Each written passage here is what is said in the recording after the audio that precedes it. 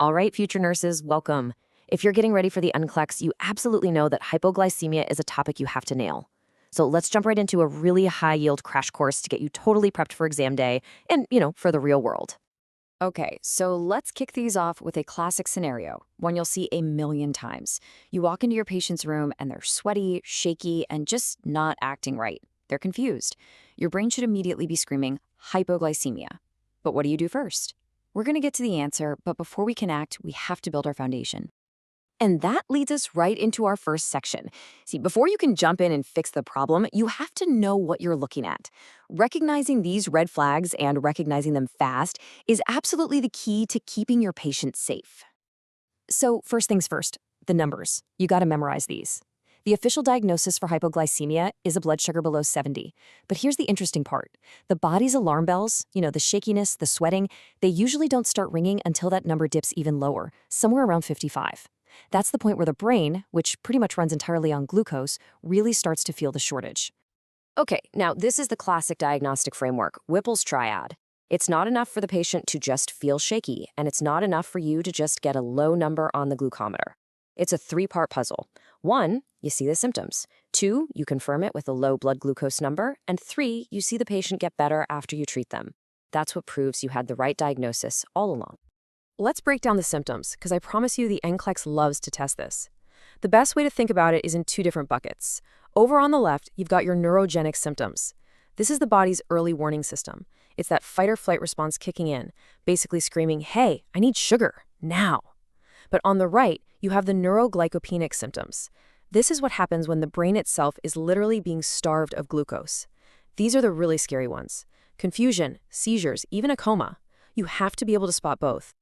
So, you've done your assessment, you've confirmed it's hypoglycemia. Now what? This part is all about action. These are the life-saving things you have to know like the back of your hand. So let's start with the scenario you're going to see most often. Your patient's sugar is low, but they're awake, they can follow your commands, and most importantly, they can swallow safely. What's the go-to plan here? And here it is, the golden rule, the 15-15 rule. Seriously, if you remember nothing else, remember this. Give 15 grams of a fast-acting carb, you wait 15 minutes, and then you recheck the sugar. It's simple, it's effective, and it's a standard of care you will be tested on. And you just keep repeating that cycle until their glucose is safely back above 70. Okay, but what does 15 grams of a fast-acting carb actually look like? Well, here are some perfect examples. Notice, these are all simple sugars, stuff the body can absorb almost instantly. You're not giving them a complex carb like whole wheat bread. You need to get that sugar into their system, and you need to do it fast. That's why 4 ounces of apple juice is a hospital classic. Now wait, you're not done yet. This is a super critical follow-up step that people sometimes forget. That juice, it fixed the immediate emergency, but that sugar rush won't last. To stop them from crashing again, you need to give them a snack that has both a complex carbohydrate and a protein. Think like crackers with peanut butter or cheese.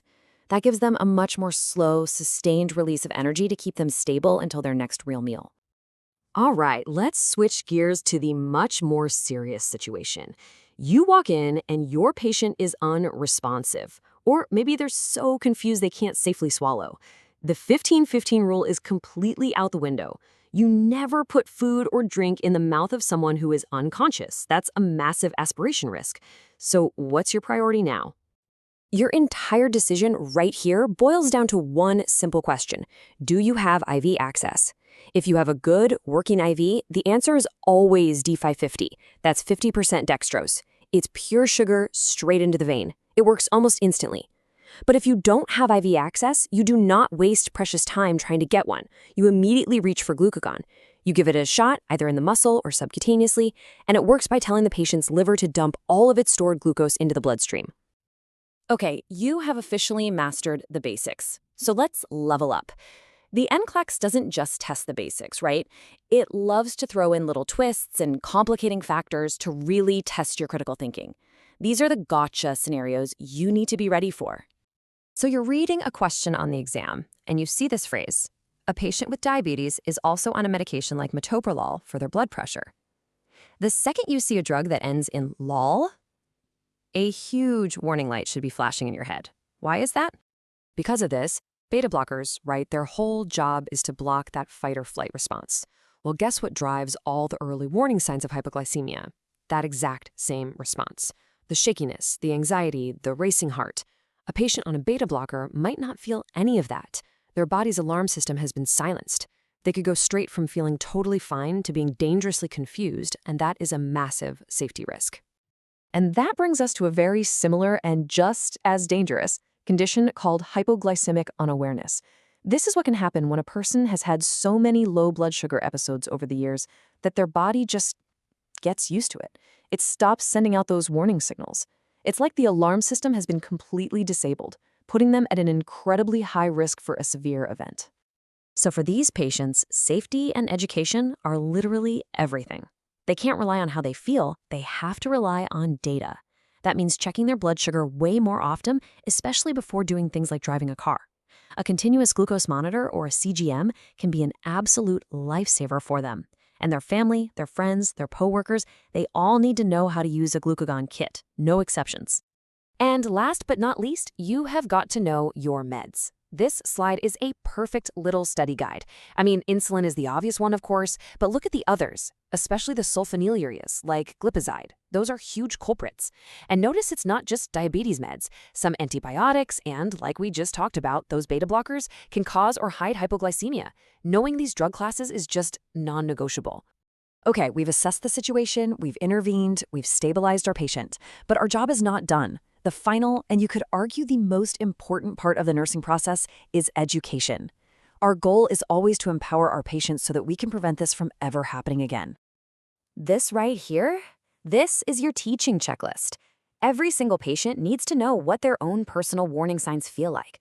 They must always have a source of fast-acting carbs on them. A medical alert ID? Absolutely essential. And their family has to be trained, especially on that crucial point. Never, ever try to force food or drink into the mouth of someone who is unconscious. Instead, they need to know how to use glucagon and call 911. So let's say you've done all that. Your patient is safe, they're educated, but what happens if they call you a week later, totally frustrated, saying their morning sugars are now sky high? This leads us to a final thought, a real brain cheeser. What's a nighttime event that can actually cause rebound hyperglycemia? It's a tricky phenomenon where a dip in blood sugar overnight triggers this massive hormonal overcorrection, making their glucose high by morning. It's called the Somogyi effect, and it's a perfect example of why in nursing, the learning never ever stops. Thanks for joining me.